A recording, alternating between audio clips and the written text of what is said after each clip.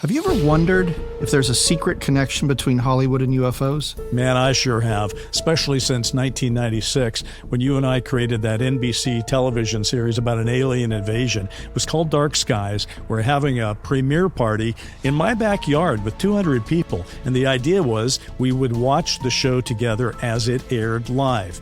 All right, so a guy shows up who we haven't ever seen before, kind of a real-life man in black, and he tells us that he's been sent by the Office of Naval Intelligence. So, all right, that got my attention. And then he says he wants to make a deal with us about putting things into our TV series. Now, specifically, that deal was to be part of the government's slow drip disclosure program around UFOs. I know what you're thinking, but this really happened. This is a true story. I'm Brent Friedman. And I'm Bryce Zabel. The name of the podcast is Sound, Light, and Frequency, something that may not just trip off your tongue that easily, but we will explain exactly what it means in our first episode. And from that point on, we'll be talking about Hollywood, UFOs, and the government. These are things I've come to know a little bit about. I came to LA as a CNN correspondent, got me into the hard news angle of it all, and then I went Hollywood, and that's when I met you, Brent. That's true. But my story goes back to when I was 18.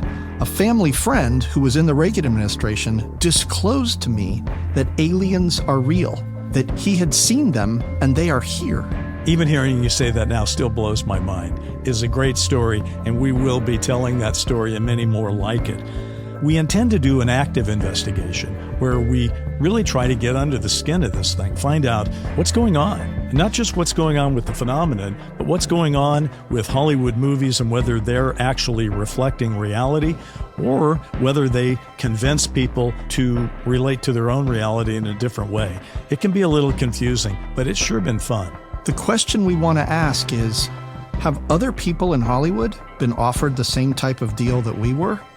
And I think what you're going to find is there's a lot to investigate.